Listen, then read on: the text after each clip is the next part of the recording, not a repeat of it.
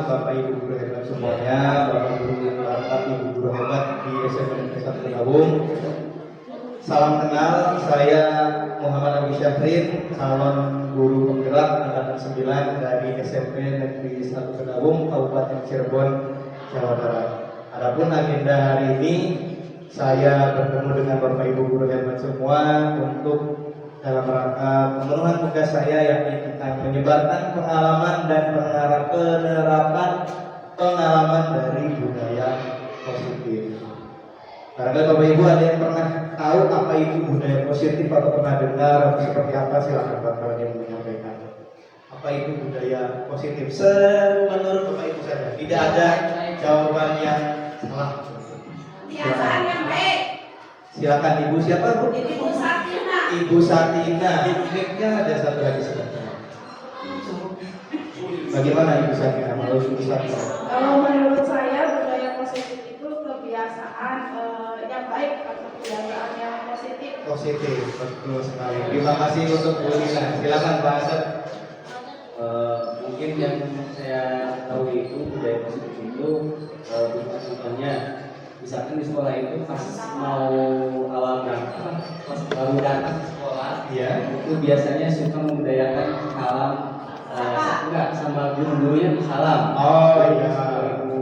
2015 Betul. pas bikin pulang juga itu semua guru sesama guru salam dulu. Betul. Kalau sekarang Oke, terima kasih buat biasa sekali tadi ya jawaban dari Bu Satina dan Pak Asep. Ya. Jadi betul tadi Bapak Ibu sampaikan kalau kita ambil kata budaya positif ini kan sebenarnya terdiri dari dua kata ya. Yang pertama yakni budaya dan juga positif. Budaya sendiri yang mungkin kita tahu itu kan sebuah cara hidup ya. Cara hidup yang mengakar di lingkungan masyarakat dan turun temurun terus dilakukan sehingga timbul menjadi suatu kebudayaan. Nah, ketika disandingkan dengan kata positif, maka tentunya berarti cara hidupnya berarti cara hidup yang positif, kebiasaannya kebiasaan yang positif. Nah, ini yang akan kita diskusikan bersama-sama kurang lebih beberapa menit ke depan. Sebelumnya mungkin ini kita suasananya serius santai saja ya. Kita games dulu. Ya, biar suasananya tidak tegang begitu ya. Ya, gamesnya games yang sudah mengakar ya di sekolah kita. Kalau saya bilang pagi, tepuk satu kali. Kalau saya bilang siang, tepuk. Kalau saya bilang sore, tepuk. Kalau saya bilang malam berarti oke. Kita mulai ya, pagi, sore, malam. Nah, oke. Terima kasih tepuk tangan dong untuk kita semua. Biar suasananya santai-santai ya. Oke, nah Bapak Ibu sekalian, mohon izin kami menyampaikan. Jadi kerangka nanti kita mempelajari tentang budaya positif ini ada 8 hal kurang lebih yang akan kita diskusi atau bahas bersama-sama. Jadi kerangka membentukkan budaya positif itu kurang lebih ada 8 hal yang akan kita belajar. Yang pertama dari perubahan paradigma belajar. Ya, yang kedua disiplin positif, nilai-nilai kebajikan, kebutuhan dasar manusia, motivasi perilaku manusia, posisi kontrol guru, keyakinan kelas dan juga segitiga restitusi. Mungkin yang pertama kita mulai dulu dari perubahan paradigma belajar. Nah, sebelum kita menjelaskan begitu tentang perubahan paradigma belajar ini, kita mulai dengan game sederhana dulu. Saya akan berikan kertas. Jadi satu kelompok mungkin 2 orang ya, saya bagikan dulu. Sama siapa, Pak? Bagikan dulu kertasnya. Itu. Jadi nanti Bapak Ibu.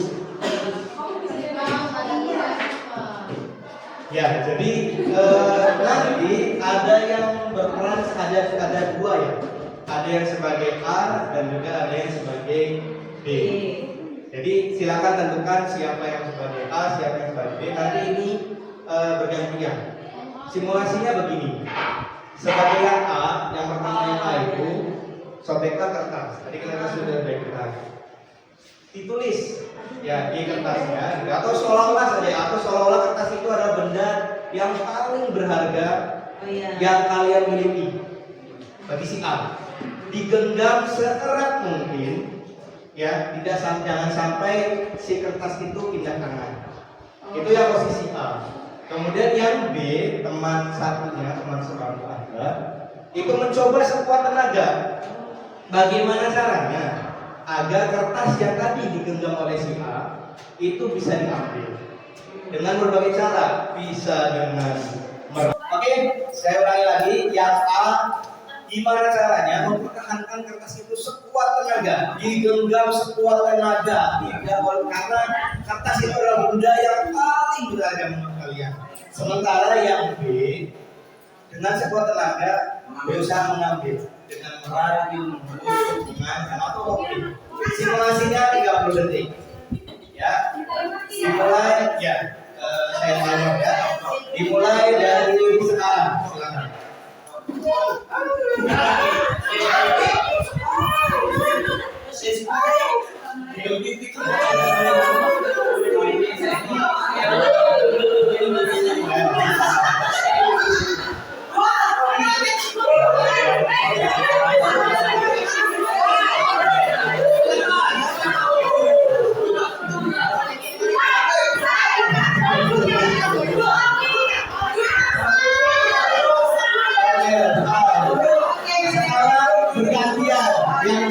Sebagai A, sekarang berubah sebagai B. Yang tadinya B sekarang jadi A, bergantian. Oke, siap. 1, 2, 3.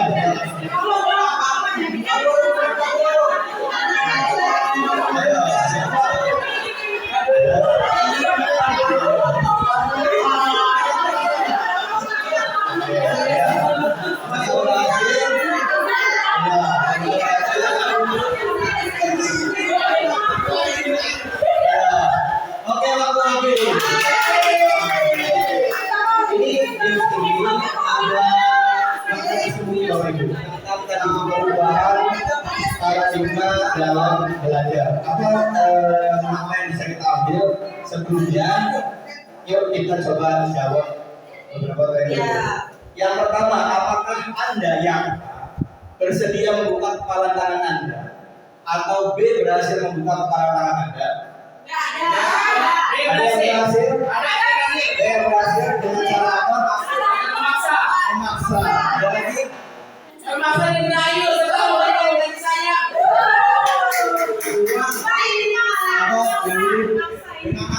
Dengan hati. Ada yang berhasil, ada yang tidak berhasil dengan cara ada yang dipaksa.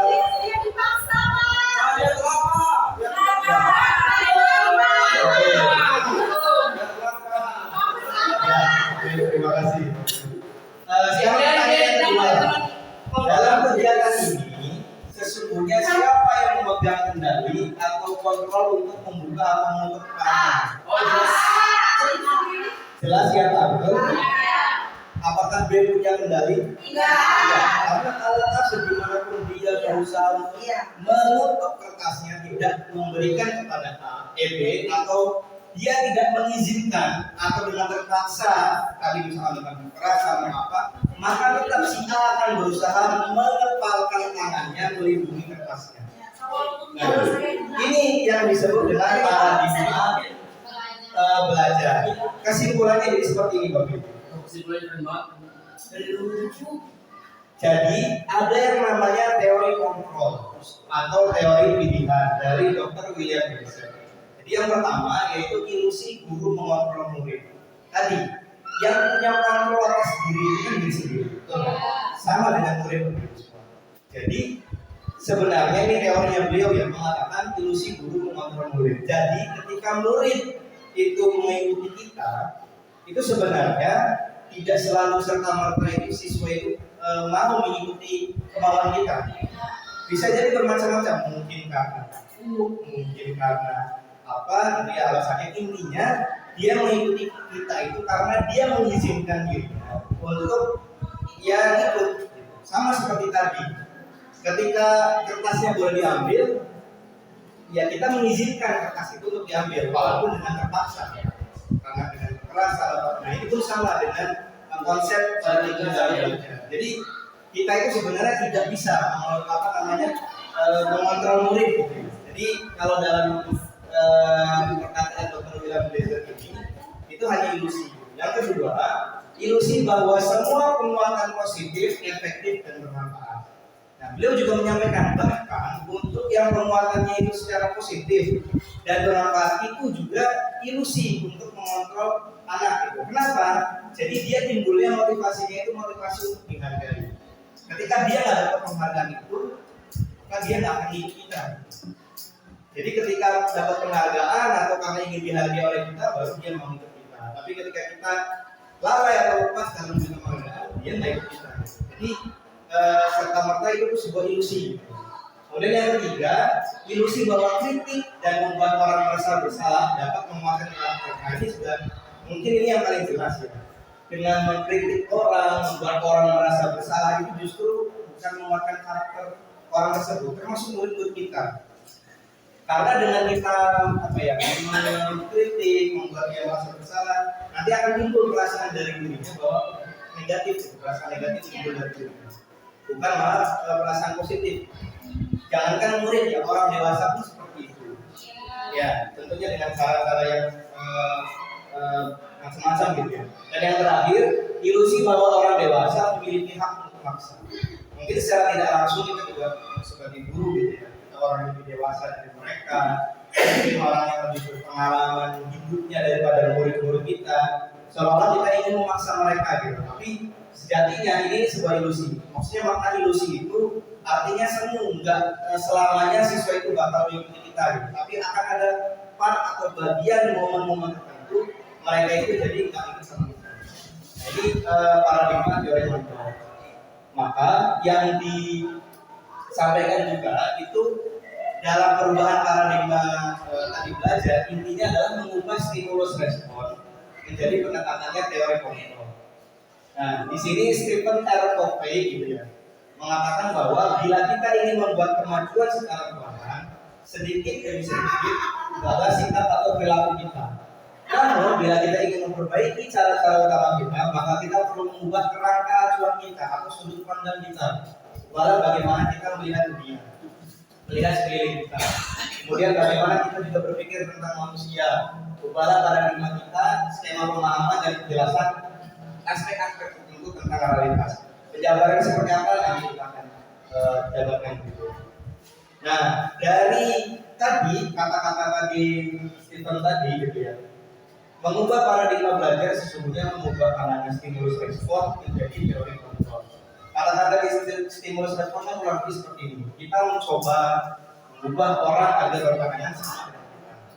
Tidaklah secara tidak langsung jujur kita ketahui gitu ya, sama bahwa murid itu pengennya kan cara pandang dunia itu sama dengan kita gitu. Padahal mereka itu belum mengalami dunia seperti kita gitu. Tapi kita memaksa mereka untuk mengalami dunia seperti kita. Maka kita rubah. Kita berusaha memahami pandangan orang lain tentang dunia. Kita sudah harus memahami gitu ya tentang murid kita.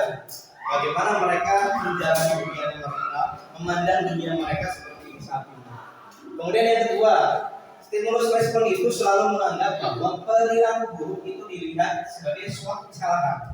Padahal ketika kita bicara tentang teori kontrol bahwa semua perilaku itu memiliki tujuan, pun itu hal yang mungkin salah. Artinya tujuan itu ya bisa timbul dari latar belakangnya.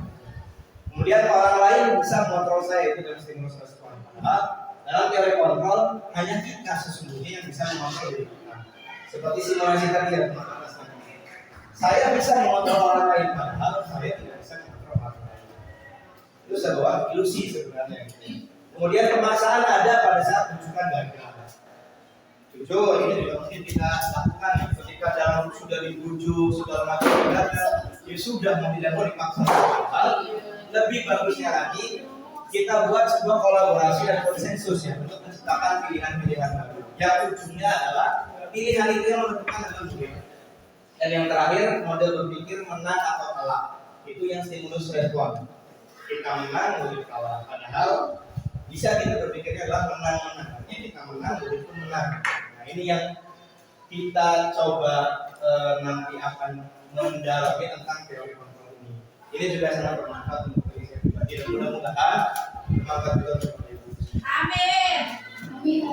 Oke. Nah sekarang tadi yang pertama kan kita sudah belajar tentang paradigma pembelajaran yang baru. Yang kedua tentang disiplin. Jadi apa makna disiplin? Ternyata dari bahasa Latin yang tulisannya itu disiplina, yang artinya belajar. Ya, maknanya juga bisa berasal dari disiplin dari diri murid-murid Socrates dan Plato. Disiplin diri membuat orang menggali potensi yang menuju sebuah tujuan apa yang dihargai. Namun dalam budaya kita itu makna kata disiplin itu kan berubah menjadi sesuatu yang dilakukan seorang pada orang lain untuk mendapatkan kepatuhan. Jadi supaya dia patuh, ketika dia patuh itu disebut disiplin. Itu makna yang sekarangnya banyak. Artinya misalkan contoh harus datang misalkan dari sekolah jam 7, jam 7 misalkan gerbang ditutup, siaran langsung pulang. Nah, ketika mereka akhirnya dengan seperti itu siswa jadi berangkat jam 7 semua gitu ya. Kita menganggap mereka sudah disiplin. Padahal belum tentu itu disiplin. Bisa jadi mereka datang tepat waktu itu karena betul. Mungkin ketika peraturannya berubah, ya berubah lagi nanti perilaku mereka seperti itu. Nah, dari Kiai Dewantoro itu menyampaikan tentang disiplin positif. Beliau menyampaikan di mana ada kemerdekaan, ini kaitan dengan pribadi ya. Di mana ada kemerdekaan, disitulah harus ada disiplin yang kuat. Sungguh pun disiplin itu bersifat self disiplin, yaitu kita sendiri, jadi kita ya yang mewajibkan diri kita dengan sekeras-kerasnya. Tetapi itu salah saja, sebab jikalau kita tidak cakap melakukan self disiplin, wajiblah penguasa lain yang mendisiplinkan diri kita. Jadi kalau kita nggak cakap untuk disiplin diri sendiri, maka otomatis dari luar orang lain yang akan disiplin kita. Maka dalam peraturan demikian itu haruslah ada dalam suasana yang merdeka. Merdeka sendiri gimana? Kalau katakan hari sendiri, jadi definisi merdeka itu bukan berarti bebas berperilaku, bebas ngapain aja. Manusia saya bebas nih. Saya orang merdeka, saya bebas ngapain aja, bebas masuk sekolah jam berapapun, bebas pakai seragamnya apapun gitu, nggak belajar, bebas yang merdeka. Ternyata nggak seperti itu. Sang Hadir menyampaikan, jadi secara apa ini bahasa Jawa mungkin, mardika itu jarwanya, orang melepasi pamreh, ini uga kuat kuasa mandiri pria muda. Yang kurang lebih artinya merdeka itu artinya tidak terlepas dari perintah. Jadi tetap yang namanya merdeka itu pasti ada aturan-aturan yang mengikat. Akan tetapi cakap buat pemerintah sendiri. Jadi kita namanya juga disiplin diri, disiplin positif. Kita ini mampu untuk mendisiplinkan diri sendiri tanpa terpengaruh daripada motivasi dari luar, gitu. Tapi motivasi yang timbul itu motivasi dari diri sendiri. Seperti itu. Nah, ini kurang lebih disiplin positif. Yang teori kontrol tadi, yang kurang lebih ada 6 kalau tidak salah, akan dijabarkan kurang lebih seperti ini. Yang pertama tadi, Anda tidak bisa mengontrol orang lain, hanya Anda yang bisa mengontrol diri Anda. Karena disiplin ini mengajari kontrol diri, menggali potensi diri untuk tercapai tujuan yang mulia. Sementara untuk semua perilaku itu pasti memiliki tujuan. Nanti ada kita sampaikan tentang teori motivasi, kemudian juga ada nilai kebajikan universal, keyakinan kelas, 5 posisi kontrol, segitiga restitusi, dan 5 struktur dasar manusia. Nah, nilai-nilai kebijakan universal ini yang sudah dari 8. Nilai-nilai kebajikan universal ini artinya sebuah nilai positif yang itu tuh sudah menjadi trademark tertentu, jadi itu diakui oleh semuanya. Sebagai contoh pertama kita ambil yakni itu elemen profil pelajar Pancasila yang ada 6 itu. Yang pertama beriman dan bertakwa, mulia, mandiri, benar kritis, berbeda global, bergotong royong. Ini kan nilai kebajikan universal. Dan yang memang sedang diuji di kurikulum sekarang itu kan goalnya itu individunya itu menjadi pribadi yang seperti itu. Nah, di yang lain juga ada. Contohnya ada 9 pilar karakter dari Indonesian Heritage Foundation atau IHF. Kurang lebih ada 9. nilai kebajikan universalnya ya, kemandirian, kejujuran, hormat santun, dermawan, gotong royong dan lain sebagainya. Sementara dari IB Primary Leadership Program itu hanya ada 6 ya nilai kebajikan ada 12 nilai kebajikan universal yang disepakati oleh mereka. Toleransi, rasa hormat, integritas, mandiri, pengabdian, antusias, empati, keikanuan, kreativitas, kerjasama, dan percaya diri serta komitmen. Itu nilai-nilai kebajikan universal. Sementara di kita sendiri di Indonesia ini nilai kebajikannya yang kita ambil yaitu kan di elemen profil pelajar Pancasila. Nah, 5 kebutuhan dasar manusia, dan ini saya ketika mempelajari ini Bapak Ibu sejujurnya jadi semakin terbuka ya, bahwa memang ini adalah kebutuhan dasar manusia yang sangat setiap individu itu pasti wajib dan butuh 5 kebutuhan dasar itu. Ketika salah satunya tidak terwujud ini, maka akan ada perilaku lain yang timbul untuk mencapai kebutuhan dasar tersebut. Kalau penjelasannya di sini kurang lebih begini. Seluruh tindakan manusia itu memiliki tujuan tertentu.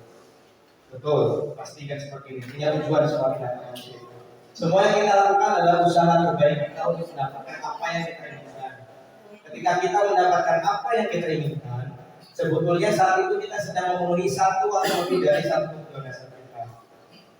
Nah, ini ketika seorang murid melakukan suatu perbuatan yang bertentangan dengan nilai-nilai kebajikan atau melanggar peraturan, hal itu sebenarnya dikarenakan mereka gagal memenuhi kebutuhan dasar mereka. Nah, apa saja sih, Bapak Ibu? Kurang lebihnya ya 5 kebutuhan dasar manusia itu. Ya. Kebutuhan yang pertama itu kebutuhan bertahan hidup atau survival, ya. Yang kedua kasih sayang dan rasa diterima. Yang ketiga penguasaan, yang keempat kebebasan, yang kelima kesenangan. Ini 5 kebutuhan dasar manusia, dan ini pasti dimiliki oleh siapapun individunya. Mau itu orang anak murid gitu, ataupun kita sebagai seorang guru, pasti butuh 5 kebutuhan dasar ini. Sebagai contoh saya ambil, mohon maaf Bapak Ibu, ada ilustrasinya ya, yang menggambarkan 5 kebutuhan dasar ini. Sebagai contoh, misalkan begini, ada sebut saja murid namanya Budi. Ketika itu Budi ternyata di kelas ada seorang temannya namanya sebut saja Sinta, dia kehilangan bekal makannya. Kotak makannya itu hilang. Setelah ditelusuri ternyata yang mengambil adalah Budi. Akhirnya Budi di konseling, ditanya ke oleh wali kelas atau BK atau siapapun. Dan jawaban Budi ini bermacam-macam, bisa bermacam-macam begitu. Realnya bisa bermacam-macam. Pasti tapi muaranya adalah mengarah ke sini. Yang pertama misalnya Budi jawaban Budi. Kenapa Budi kamu mengambil bekal makannya Sinta? Ketika Budi menjawab, iya Bu, mohon maaf saya ngambil bekal makan Sinta karena saya dari pagi lapar. Saya dari pagi belum makan. Dan kemarin pun saya hanya makan 1 kali dalam sehari Bu. Jadi saya merasa lapar sekali, sehingga saya mengambil bekal makannya punya Sinta. Kira-kira apa kebutuhan dasar yang kami hidup? Mungkin nggak ada jawaban siswa yang seperti itu. Walaupun dengan kasus yang berbeda, bisa juga pulang, mungkin mohon maaf, atau dia terima makanan sebetulnya. Tapi bertahan hidup itu yang pertama. Kemudian yang kedua, ketika Budi menjawab begini, Budi, kenapa kamu mengambil bekalnya Sinta? Iya Bu, saya sengaja ngambil bekal Sinta. Ketika saya ngambil bekal Sinta, Sinta jadi perhatian sama saya. Ketika saya ngambil bekal Sinta, saya yakin orang tua saya pasti akan dipanggil oleh sekolah. Dan ketika orang tua saya dipanggil, saya senang karena orang tua saya akan berinteraksi dengan saya, ngobrol dengan saya. Kira-kira apa? Kasih sayang. Kasih sayang. Mungkin nggak ada siswa yang jawabnya begitu. Mungkin. Itu yang kedua. Yang ketiga, ada yang begini jawabannya ketika diambil. Budi, kenapa kamu mengambil bekalnya punya Sinta? Ya Bu, habisnya saya itu bosan dengan bekal saya yang dari rumah saya bawa. Bekalnya itu aja, nasi telur, ceplok. Sementara teman saya yang lain termasuk Sinta itu Bu, bekalnya itu macam-macam Bu. beraneka ragam lauknya gitu. Ada sayur ini segala macam. Akhirnya saya ambil gitu. Kira-kira apa? Apakah kebebasan, kesenangan atau kepuasan? Jadi dia terlihat dia tuh bosan dengan bekalnya dia yang itu saja.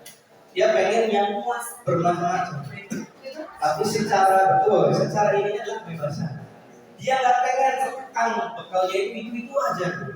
Pengennya tuh yang lain. Karena dia pengen ngerasa bebas. Milih lauk nggak memilih itu aja. Dia nggak punya kebebasan untuk memilih lauk.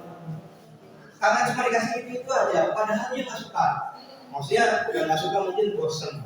Atau orang tuanya nggak pernah nanya ke si Budi. Itu yang ketiga. Masih ada 2 lagi. Yang keempat, Budi ditanya, Budi kenapa ngambil bekalnya Sinta? Ya Bu, saya tuh ngambil bekal Sinta karena saya tuh pengen nunjukin di kelas bahwa saya itu adalah jagoannya atau jagoannya. Mungkin nggak ada jawaban sebenarnya. Karena dia merasa butuh penguasaan. Bahkan mohon maaf, ada juga yang seperti ini. Ketika dia nggak menguasai pelajaran, berarti nilai kebutuhan dasar penguasaan dia itu belum ada. Maka timbulnya adalah dia menguasai kelasnya. Karena dia nggak punya kuasa dalam pembelajaran, maka dia pengen menguasai kelasnya. Ada yang seperti itu. Dan yang terakhir, Budi ditanya, Budi kenapa kamu ngambil bekalnya Sinta? Iya Pak, ya Bu, saya ngambil bekal Sinta sengaja. Kira-kira apa berarti? Sengaja. Kan ada seperti itu banyak. Nah maka memang muara perilaku siswa kita yang beraneka ragam itu bisa jadi karena ingin memenuhi kebutuhan dasar mereka. Dan saya alami pun beberapa kali menemukan siswa itu seperti itu. Mayoritas memang kesenangan, mayoritas usil, jahil, dan segala macam. Tapi pernah juga menemukan yang bertahan hidup ada. Pernah menemukan yang kasih sayang dan rasa terima ada. Yang belum ini kebebasan, penguasaan. Tapi artinya itu sangat mungkin terjadi gitu ya, 5 kebutuhan dasar manusia. Nah, tadi kita bicara tentang motivasi perilaku manusia itu. Kenapa kita itu tidak punya kuasa untuk menguasai orang lain, berdiskusi mengontrol orang lain? Karena ini yang pertama, kalau dia menuruti kita itu bisa jadi karena dia menghindari hukuman. Karena takut hukuman dihukum sama kita, maka dia nurut sama kita. Ketika dia nggak dihukum ya, jadi dia nggak nurut. Yang kedua, untuk mendapat imbalan dari orang lain dari kita. Imbalan itu bisa berupa ujian atau yang lain-lain. Nah, 2 ini disebutnya adalah motivasi eksternal. Yang paling kuat pangkalnya itu adalah motivasi internal untuk menghargai diri sendiri. Kalau saya analogikan bagaimana sedikit ini saya menyampaikan kaitkan dengan misalkan manfaat dari orang agama. Misalkan dengan sholat. Kenapa kita harus sholat? Kan banyak tuh macam-macamnya tuh. Kenapa kita pengen ke surga apa? Sholat lah. Takwa itu kenapa? Ada yang alasannya karena takut neraka, ada yang alasannya karena pengen surga, ada yang alasannya karena ya sudah ini saja pribadi yang bisa gitu. Karena Allah melihat kita gitu. Bukan karena takut surga, bukan karena takut neraka, bukan karena pengen surga. Nah itu kan bisa juga korelasi seperti itu. Tapi motivasi internalnya itu kan yang tadi, yang ihsan itu tadi, itu motivasi internal. Tapi kalau takut neraka, pengen surga itu kan motivasi eksternal. Nah, selanjutnya yang kami pelajari juga Bapak Ibu ada yang namanya hukuman, ada konsekuensi, ada restitusi. Nah ini 3 kata yang berbeda dan maknanya sangat jauh berbeda, saling berlawanan satu sama lain dan secara tidak langsung mungkin kita yang kita alami atau yang kita lakukan kepada murid itu salah satu dari 3 ini. Hukuman itu relatif dia tidak terencana atau tiba-tiba. Murid nggak tahu apa yang akan terjadi pada dirinya. Bersifat satu arah, artinya satu arah itu hanya dari penghukum ke yang dihukum saja, yang dihukumnya tidak bisa melawan sama sekali. Dan berupa hukuman psikis atau fisik. Nanti kita ada beberapa game sama. Kalau konsekuensi, gitu, dia itu terencana atau disepakati sesuai peraturan, kayak peraturan kelas dan segala macam. murid tapi ternyata tetap dibuat tidak nyaman karena dia melakukan sesuatu gitu ya, yang sifatnya dari hasil konsekuensi dia melanggar. Sikap guru selalu memonitor murid, memantau. Sementara restitusi itu apa? Proses menciptakan kondisi bagi peserta didik untuk memperbaiki kesalahan mereka. Jadi kita berikan kesempatan mereka itu untuk memperbaiki kesalahan mereka, sehingga mereka bisa kembali ke kelompok mereka, kelompok besar kelas, lingkungan dan segala macamnya, dengan karakter yang lebih kuat karena dia sudah istilahnya mengakui kesalahannya dan memperbaiki kesalahannya. Dan dia juga diajarkan untuk mencari solusinya sendiri. Nah, kalau kita bicara contoh kurang lebih seperti ini. Ini masih hukuman atau konsekuensi? Silakan menurut Bapak Ibu. Tindakan guru ini maksudnya hukuman atau konsekuensi? Yang pertama, mencatat 100 kali di dalam buku kalimatnya saya tidak akan terlambat lagi. Hukuman atau konsekuensi? Padahal kita dapat sekolah. Ayo, yang hukuman kira-kira kenapa? Ada yang mau jawab alasan kenapa hukuman? Pak, enggak, silakan. Kenapa disebutnya hukuman? Bapak saya jawab ini. Enggak,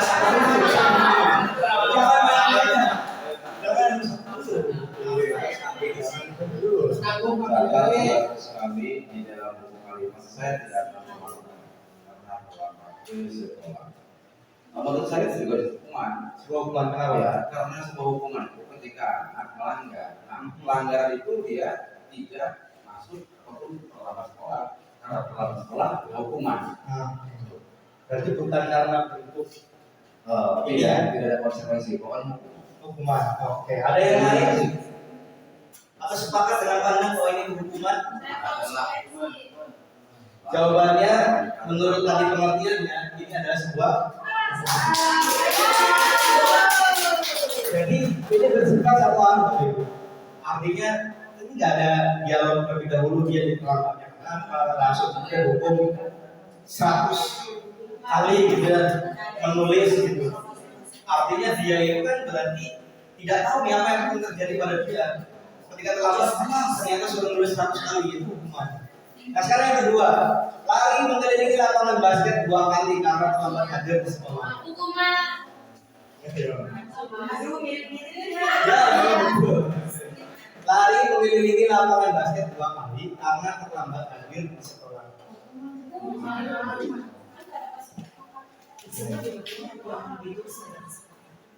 Dan biasanya yang hukuman itu cenderung tidak masuk akal. Ini ya.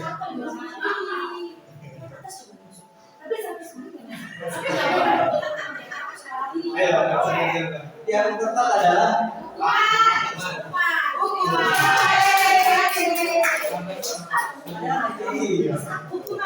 kiri-kirinya dengan yang ketiga, boleh berbicara.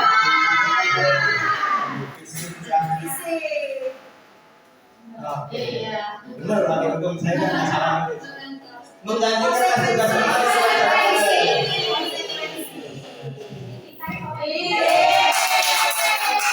saya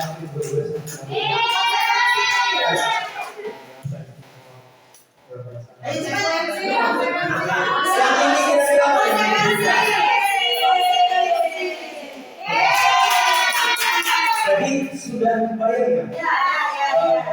Dan memang sejujurnya secara langsung kita kadang melakukan hukuman, benar ya? Tapi sewaktu-waktu kita juga pernah melakukan dan siswa itu memang cenderung lebih dimanggap tanda kutip yang ini, yang konsekuensi. Walaupun ada yang belum tadi yang kelima, yang dua tadi. Ini pernah maksudnya murid disuruh untuk melepas ya sepatu saya di sekolah karena tidak mengenakan kain hitam. Disuruh dilepas maksudnya, maaf tidak mengenakan kain hitam. Kan sehari ada hukuman. Nggak usah sehari, coba ya. Kita coba lihat.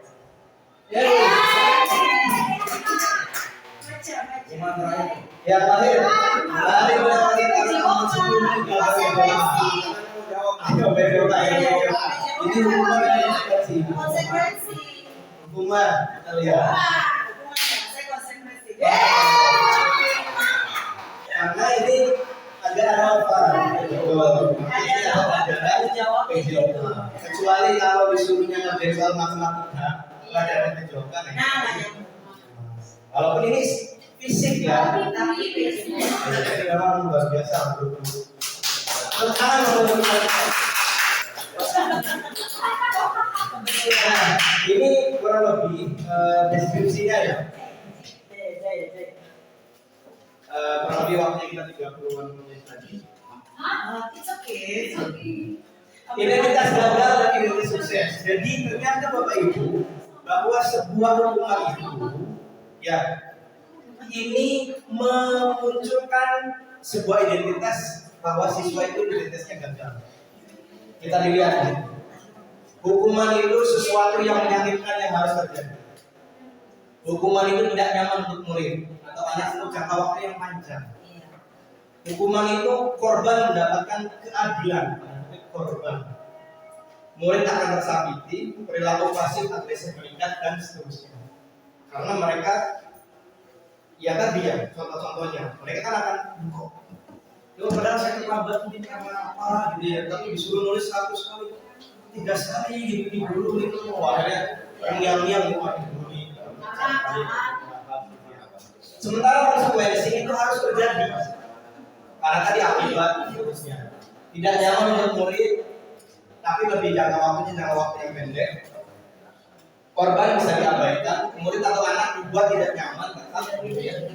Jadi nggak tersakiti, tapi sesungguhnya dia nggak nyaman, walaupun itu sebuah konsekuensi. Karena solusinya yang menentukan bukan dia, tapi kita. Dia nggak nyaman. Penguatannya hanya bertahan dalam jangka waktu pendek. Nah, ketika restitusi, nanti kita akan ini lagi, restitusi itu sebuah pilihan, dan restitusi itu justru menguatkan murid atau anak dalam jangka waktu yang panjang. Korban mendapatkan ganti, murid akan mendapatkan penguatan, masalah terpecahkan dan seterusnya. Nah, ini yang akan kita perbuat lagi insyaallah tentang restitusi. Selanjutnya Bapak Ibu. Nah, 5 posisi kontrol. Kita belajar tentang 5 posisi kontrol. Jadi ketika kita sebagai seorang guru Bapak Ibu, ketika kita menindak barangkali ya, atau memfollow up kejadian yang terjadi oleh murid kita, secara tidak langsung itu kita punya 5 posisi yang kita itu bisa jadi kita tidak sadari. Yang pertama, posisi pertama itu kita sebagai penghukum, membuat orang merasa bersalah. Ini posisi yang disebut identitas gagal, dan ini sebaiknya harus kita hindari. 2 hal ini. Yang ketiga ada posisi sebagai teman, dengan siswa sebagai teman, sebagai pemantau, dan yang paling berhasil atau yang paling sukses itu ketika kita menjadi posisi seorang manajer. Nah, bagaimana perbedaan karakteristiknya gitu ya Bapak Ibu tentang menghukum, membuat orang bersalah, teman, pemantau dan segala macamnya. Kita coba ambil contoh mungkin 1 kalimat. Yang pertama, guru berbuat. Yang namanya hukum itu biasanya lebih ke menghakimi, menunjuk-nunjuk dan menyakiti serta menyindir. Ya tadi yang terlambat. Lambat banget cuma parah atau gimana misalnya. Jadi ini gitu. Jadi malah mencemooh gitu ya, mencemooh anak gitu. Itu penghukum. Membuat orang merasa bersalah itu biasanya muncul kalimat bapak kecewa sama bapak, ibu kecewa sama itu kan secara tidak langsung membuat anakku jadi merasa bersalah. Kelihatannya itu baik, tapi ternyata tidak. Misalkan bapak kecewa sama kamu karena kamu jarang masuk atau apa yang lainnya. Jadi dimulai dengan kata-kata bapak kecewa itu sesungguhnya satu kelompok dengan ketika menghukum gitu. Jadi satu kelompok, dan itu tuh tidak baik, harus kita hindari. Atau juga guru begini, kayak gini nih, yang pertama ini, kalau kamu mau melakukan tugas ini, awas saja. Misalkan itu kerjaan dikasih awas kalau yang dia ini itu menghukum, dan mungkin sambil mengancam, dia mengancam. Atau begini, kalau yang membuat merasa bersalah, kamu seharusnya sudah tahu, ibu udah lelah, udah capek, itu stres kejadian kamu. Jadi kan anak tuh ngerasa bersalah, jadi ngerasa bersalah. Oh, guru stres tuh gara-gara saya. Ya. Nah itulah ini. Yuk mari kita hindari gitu ya untuk yang 2 ini. Kemudian yang ketiga, yang teman. Teman itu cenderung kita membuat alasan-alasan untuk muridnya. Ayolah tolong beri ibu, paling aja beri ibu, atau bantuin bapak gitu ya. Jadi ada semacam ketergantungan. Jadi kita mengakui kalau kita itu bergantung kepada mereka. Nah ini posisi teman. Iya Pak. Kalau pemantau itu menghitung dan mengukur. Jadi kayak hanya sebatas mantau dari jauh. Ya, apa peraturannya? Tahu nggak peraturan di sini apa? Ini oh ya sudah. Berarti kamu melanggar ini. Itu pemantau. Nah kalau yang manajer, nah ini yang manajer ini nanti kaitannya dengan posisi dia sebagai seorang manajer itu mengaplikasikan namanya tadi restitusi dan polanya adalah menggunakan segitiga restitusi. Dengan terlebih dahulu mengajukan pertanyaan-pertanyaan dimulai dari ketika tadi misalnya sesuatu lambat, Rehan kenapa terlambat? Bukan langsung dijat ini terlambat padahal dia orang tuanya dari situ sudah berangkat, nggak ada yang menghuni dan segala macam. Terus dikuatkan juga pribadinya itu lebih ke untuk yang manajer. Selanjutnya, nah kira-kira nih, ini games lagi tebakan. Tadi ada penghukum, kemudian juga ada pembuat merasa bersalah, teman, pemantau dan manajer. Kata-kata pertama, saya kecewa sekali dengan kamu. Ini apa nih? Guru. Enggak, maksudnya itu sebagai apa? Sebagai pemantau, teman, pembuat merasa bersalah. Yang sebelahnya itu Membuat orang merasa bersalah. ya orang yang merasa bersalah. Oke, membuat orang merasa bersalah. Karena kata kuncinya saya kecewa sekali dengan kamu. Kecewa nggak ada yang ngomong. Secara tidak sadar mungkin kita pernah ngomong begini ke anak. Bapak kecewa sama kamu. Kamu kenapa kayak gini? Berasa bersalah. Itu ternyata membuat orang merasa. Kamu tidak pernah benar melakukannya. Membuat orang merasa bersalah. Kamu tidak pernah benar melakukannya. Oh, beda lagi. Udah ngejudge kan? Tidak pernah. Kalau tidak pernah itu sama sekali. Kayak misalkan kamu tidak pernah masuk kelas ibu misalnya. Itu kan berarti sama sekali nggak pernah masuk gitu. Iya, betul. Nah, yang ketiga, Sudah. ayolah lakukan demi ibu atau bapak. Apakah kamu mau mendapat kerbintangan ini?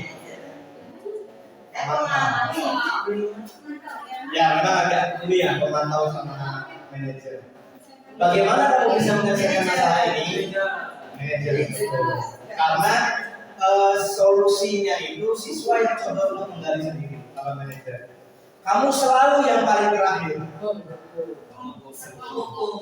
Selalu, tidak pernah. Gitu ya.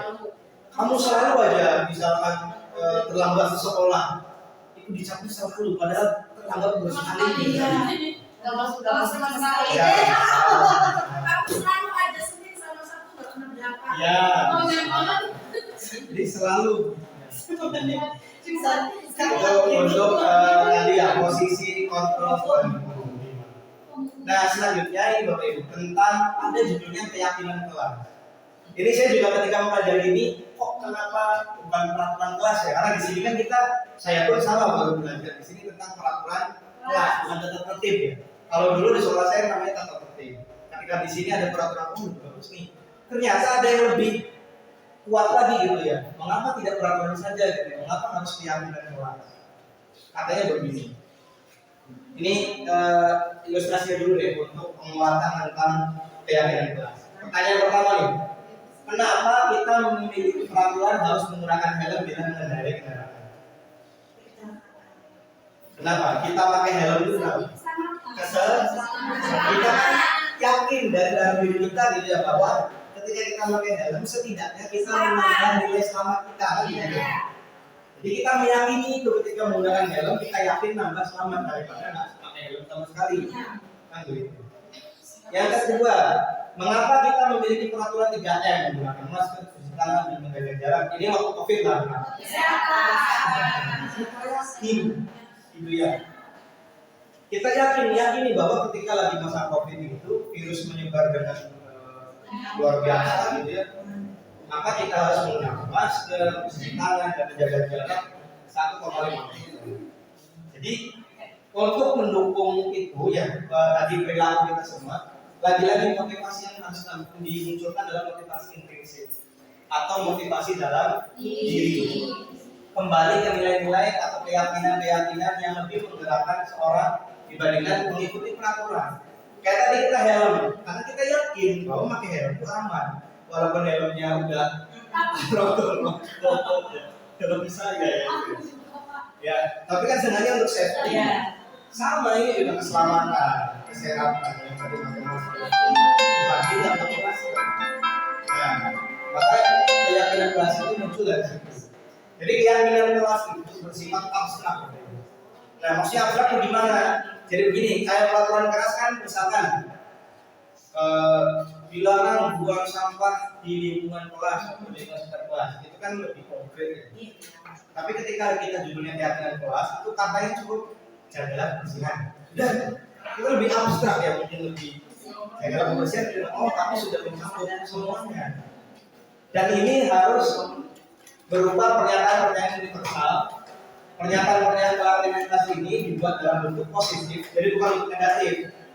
Jagalah kebersihan, bukan jangan buat kelas kotor, itu kan negatif.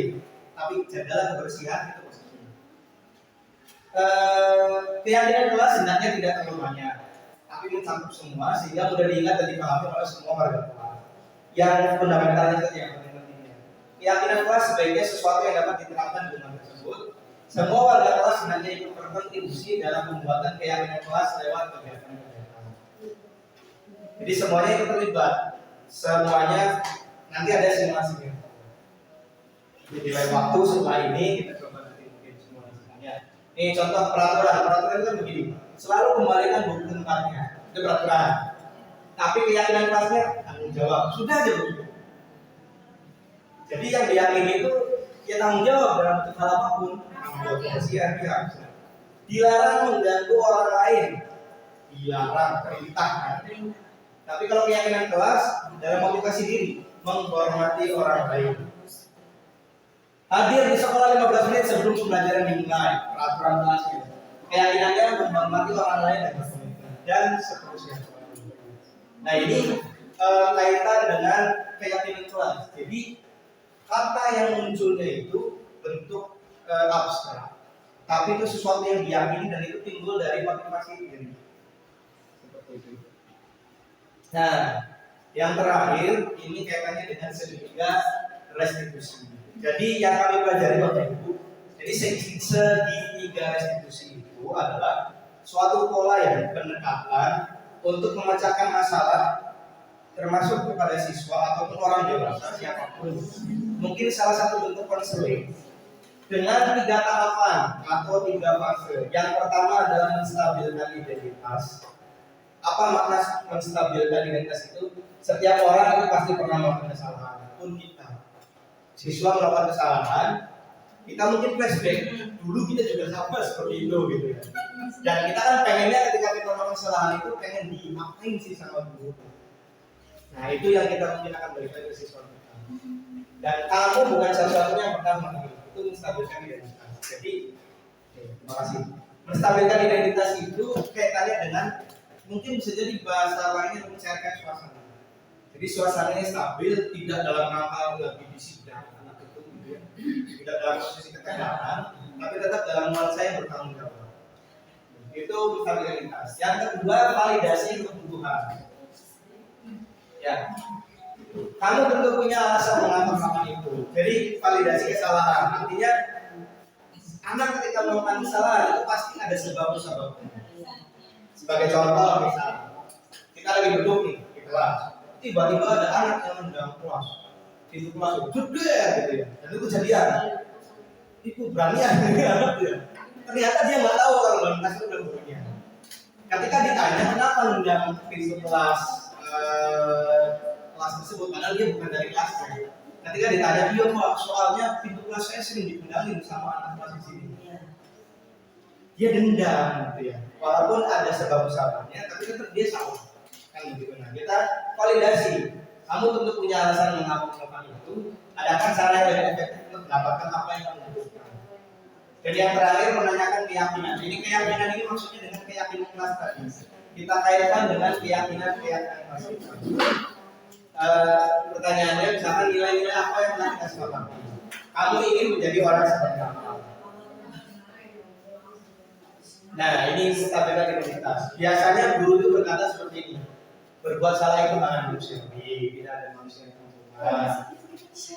Bapak Ibu juga pernah kok buat salah. Ya tetap gitu ya, maksudnya menstabilkan artinya kita yang itu dalam kondisi stabil.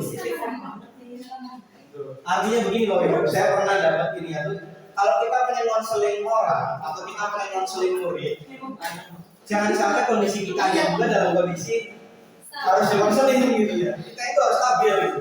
Jangan sampai mohon maaf saya dari rumah ada bangun, terus marah-marah dari rumah, misalkan bengkel lah yang apalah banyak terus apa segala macam. Nyampe sekolah ada kejadian murid gitu ya. Nambah panas, jangan konseling langsung, wah yang jadi nanti. Langsung wah, kita tenangkan dulu ngapain kopi dulu, minum dulu, makan dulu, nyantai dulu. Baru kalau udah stabil, jadi artinya menstabilkan identitas itu tidak hanya untuk kita ke murid, tapi kondisi kita juga harus stabil. Bapak Ibu juga tertarik untuk mencari tahu siapa yang benar, siapa yang salah. Bapak Ibu lebih tertarik untuk mencari yang salah. Nah ini juga perlu nih kita sampaikan lagi bahwa yang kita cari itu solusi, bukan siapa yang salah. Yang kita cari adalah solusi, bukan siapa yang salah. Menyalahkan ini A itu B C.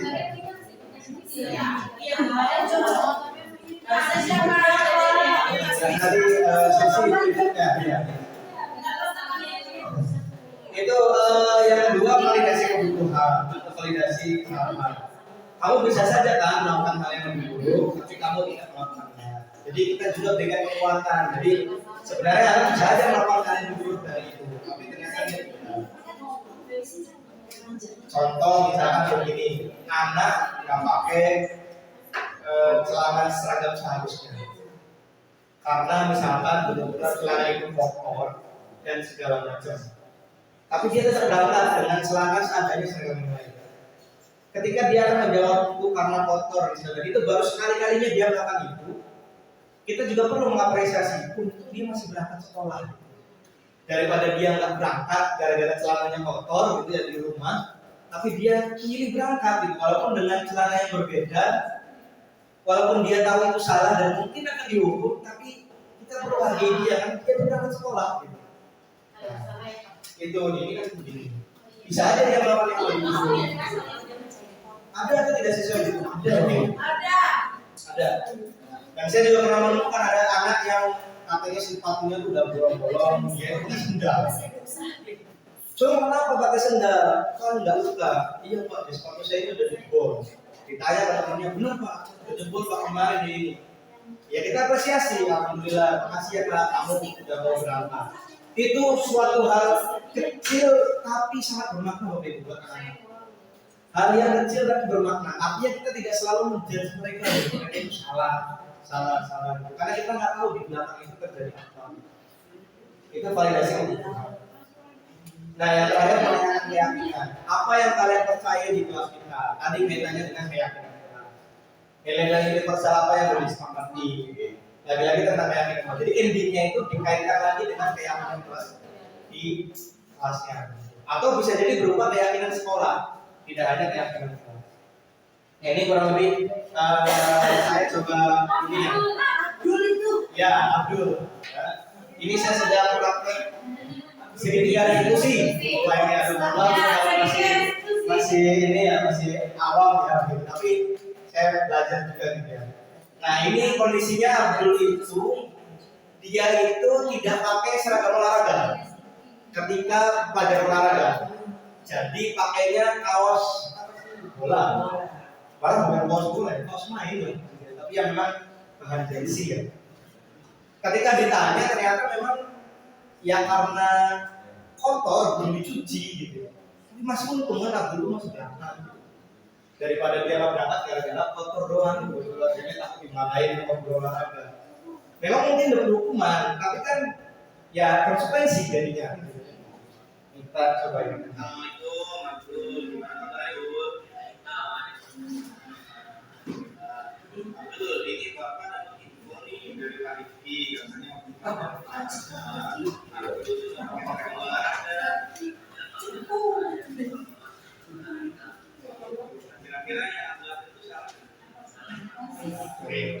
kita ini dulu ya di pesawat kali. Sampaikan harus ada bahwa tidak perlu terjadi mengakui ya kesalahan boleh, tapi sebenarnya Bapak yakin Abdul itu pasti punya alasan kan kenapa nggak pakai surat olahraga. Nah, kita validasi. Kenapa? Dia pasti ada alasannya dia.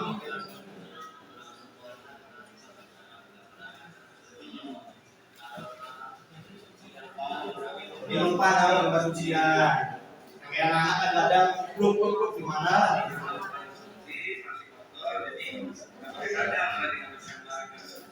Tapi kalau dari sisi apa namanya dan juga memaklumi gitu. Kalau yang tadi aku sampaikan, kalau dia masih kotor, mereka masih kotor, ya memang tidak percaya. Kita juga bisa bikin pemahaman. Nah, kita apresiasi gitu ya. Jadi itu kan kita yang memahami. Nah, ini tentang menanyakan keyakinan. Kita tanya sesuai nggak dengan keyakinan kelas 5? Kalau nggak sesuai, nilai apa yang dilanggar? Jadi kalau di sini kan tadi nilainya tanggung jawab. Nah, kalau dia dilanggar tanggung jawab, supaya dia tidak mengulangi lagi itu harus apa? Oh, saya harus ini Pak, setiap saya pulang sekolah langsung harus diujian. Jadi solusinya tuh yang diunjukkan adalah siswa sendiri. Mereka yang menggali solusinya sendiri. Mereka yang melakukan penguatan sendiri. Kita hanya sebenarnya penguatan.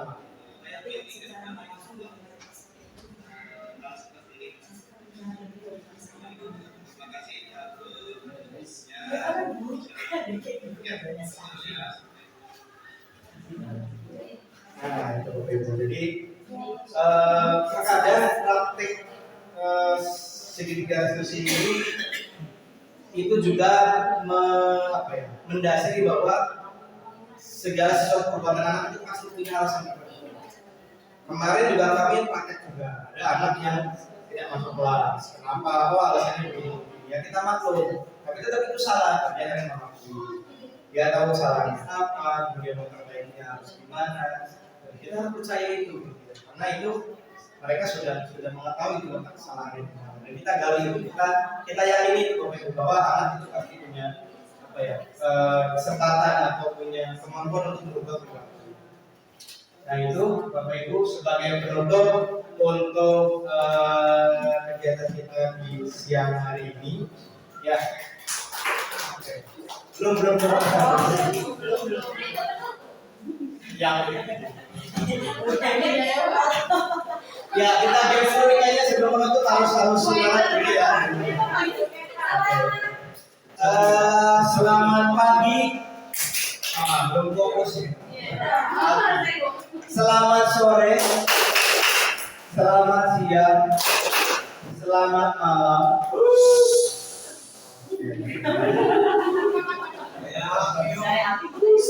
Luar biasa sekali Bapak Ibu. Tepuk tangan untuk kita semua.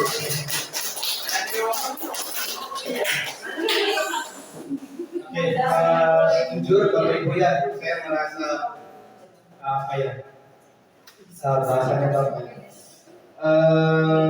bangga sekali dengan hadirnya Bapak Ibu di sini untuk kita sama-sama berbagi. Karena bagi saya ketika mempelajari materi budaya positif ini sebuah pembuka ya, secara tidak langsung membuka paradigma saya bahwa yang namanya siswa itu ya mereka itu pasti punya akhlak yang berbeda. Kita tidak bisa menjudge anak mereka itu bodoh, mereka itu nakal, mereka itu salah. Ya mereka bukan seperti itu. Atau kalimat-kalimat ini ya begini lah Bapak Ibu. Kalau anak di sekolah sudah tidak nyaman dengan guru, maka sekolah itu pasti akan jadi tempat yang tidak nyaman. Minimal ada satu guru saja yang membuat mereka nyaman. Insya Allah itu jadi motivasi mereka untuk banget di sekolah. Dan saya yakin Bapak Ibu semua ini adalah motivasi. Ya. Ya. Karena mungkin ada yang begini Bapak Ibu, ada yang termasuk saya, ada yang menyampaikan begini, anak zaman sekarang itu berbeda dengan waktu kita dulu. Iya. Betul tidak? Perilakunya berbeda dengan zaman dulu. Kita tidak bisa langsung menjudge bahwa mereka itu bawaannya begini, enggak.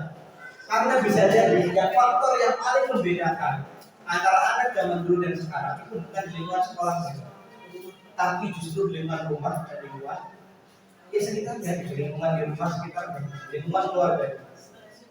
Itu lebih beda. Dan saya lihat juga lingkungan keluarga zaman dulu sama yang sekarang itu berbeda. Motivasi orang tua ketika menyekolahkan anak itu berbeda dengan sekarang. Gitu ya. Maka kita juga tidak selalu serta-merta menjudge mereka seperti itu. Artinya kalau mereka di rumahnya sudah gak nyaman, di lingkungan yang gak nyaman, di sekolah juga gak nyaman, nah mereka di mana letak mereka gitu, harus ada. Akhirnya kan mereka mencari ya perhatian gitu ya, macam-macam mana-mana. Jadi luar biasa. Dan itu memang saya yakin Bapak Ibu ada yang sini wali kelas, ada yang guru kapal dan lain-lain pasti punya pengalaman yang siswa yang berbeda. Dan mudah-mudahan setelah ini kita bisa menjadi pribadi yang kuat untuk bisa mendekati anak dengan tulus ikhlas. Sebagai penutup dalam penerapan program disiplin positif, hendaknya guru memiliki standar kepribadian, profesional dan sosial yang baik, di mana guru mampu merefleksikan dirinya dalam proses kontrol saat ini. Bagaimana perjalanan dirinya sebagai among atau manajer yang menuntun murid-muridnya menjadi insan yang mandiri, merdeka dan bertanggung jawab. Sekian dari saya, mohon maaf Bapak Ibu, terima kasih atas waktu dan kehadirannya. Assalamualaikum warahmatullahi wabarakatuh.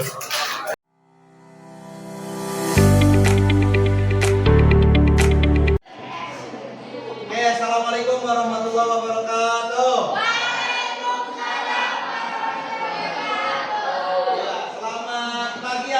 Kelas 8F. Luar biasa ya kalian pagi hari ini tampaknya semangat sekali ya untuk belajar.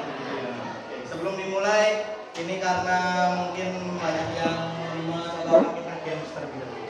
Ya, games yang sudah terkenal di SMP Kedawung. Ya. Kalau Bapak bilang selamat pagi, keprok satu kali. Selamat pagi. Kalau Bapak bilang selamat siang, keprok 2 kali. Selamat siang. Kalau Bapak bilang selamat malam, langsung. Aduh, ya. Selamat pagi. Selamat siang. Selamat malam. Oke, mantap. Oke, hari ini kelas 8F, pertemuan hari ini kita akan sama-sama belajar tentang judulnya adalah apa ini Kak? Keyakinan kelas. Pak, apa sih Pak keyakinan kelas Pak?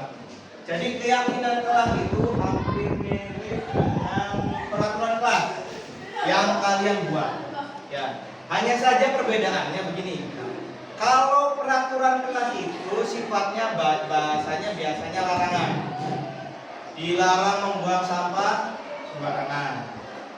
Dilarang misalkan lagi memukul atau membuli teman-temannya. Biasanya peraturan kelas umumnya menggunakan kalimat negatif. Tapi kalau keyakinan kelas berbeda. Menggunakannya adalah kalimat positif. Contoh kayak tadi, dilarang buang sampah sembarangan. Berarti kalau kalimat positifnya apa kira-kira? Buang sampah. Jagalah kebersihan. Iya enggak? Jagalah kebersihan. Lebih enak atau tidak bahasanya daripada dilarang buang sampah sembarangan? Enak ya.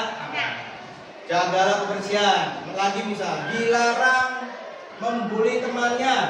Nah ini bisa dengan kata contohnya saling menghargai dan menghormati. Nah itu juga kan sama. Jadi dirubah kalimat negatif menjadi kalimat positif. Nah hari ini kita akan belajar dan menentukan keyakinan kelas yang ada di kelas 8. Bapak akan membagikan sticky notes yang nanti kalian isi. Masing-masing orang mengisi dengan satu keyakinan. Jadi keyakinan itu adalah kata positif yang kalian ingin ada di kelas ini. Misal saling menghormati, menjaga kebersihan, tanggung jawab, disiplin, dan lain sebagainya. Bisa dimengerti Kak? Bisa. Satu orang hanya berapa? Satu. Pak, kalau ada yang sama gimana Pak? Nanti diseleksi. Bisa dimengerti? Oke, sekarang Bapak akan membagikan. Ya, sok nanti dulu. Ya. Oke, Bapak minta tolong dong bantuannya siapa? Ada yang sukarelawan membagikan ini? Ini Robi, bagikan Robi ke teman-temannya. Ya. Robi bagikan ke sama ke sini.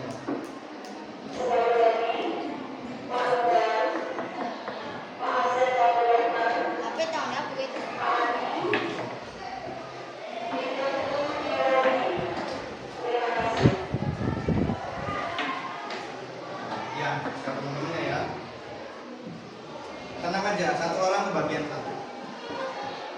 Boleh dua. Cocok bagikan. Ditulis satu orang satu keyakinan kelas. Warna pink dulu, warna dulu. Ya. Toh, nah. Ya. Ditulis. Bapak beri waktu 5 menit. Satu kata positif. Ya. Tentang keyakinan yang kalian itu ingin ada di kelas ini.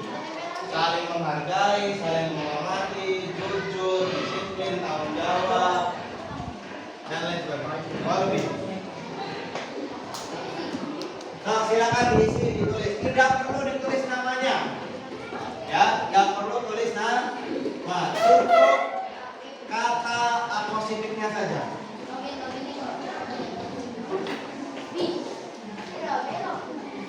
Silakan, Bapak kasih waktu 5 menit. Apa mau kata-kata Mbak? Bebas. Yang penting positif. Kita tidak tahu boleh. Ya. Jaga kebersihan. Ya.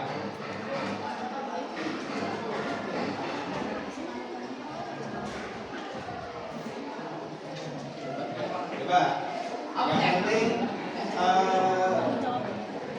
berarti saling menghormati.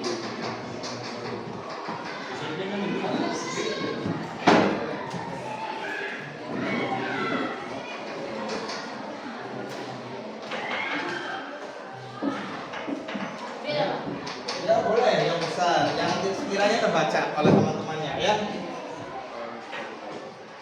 Oke. Menulis kata atau keyakinan kelas yang ingin ada di kelas kalian. Satu kata saja. Oke, 3 menit lagi waktunya. Semua 5 menit. Tunggu.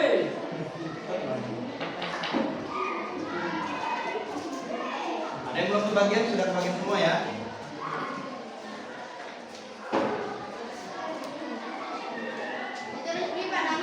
Tidak usah ditulis. Namanya tidak usah ditulis. Nanti kalau ada yang sama, kita baru nanti filter. Yang kita saring yang sama cukup nanti satu. Oke, Bapak sambil nunggu teman-teman yang lain ya. Nanti bergantian menempelkan di sini. Yang rapi. Ya, bergantian berurutan di sini. Ya. Oke, 1 menit lagi waktunya. Dipikirkan baik-baik. Yang kalian ingin di kelas ini itu ada. Hal positif apa yang ingin di kelas ini itu kalian ada. Dan nanti kita harus sepakati bersama. Oke? Sudah selesai semua? Ya. Sudah. Oke, sambil nunggu. Awas ya, tempelkan nulisnya di jangan yang ada atasnya lem ya. Biar nanti bisa ditempelin. Tak boleh ini. Ya. Oke, sudah silakan Pak dari angka yang masih ya. Nah, silakan. Oke, Pak. Lanjut. Ya, oke, terima kasih. Lanjut, yang lainnya. Berurutan ya, berurutan.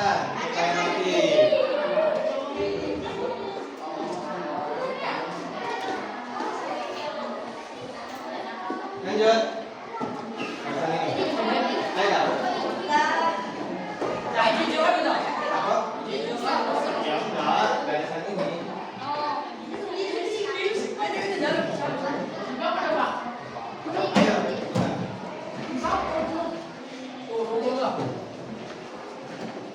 Ya, yang rapi ya, tangannya yang rapi.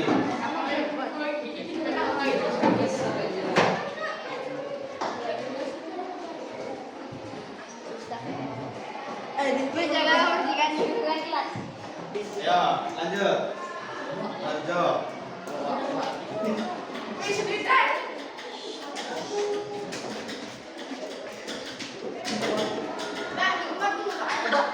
Ayo.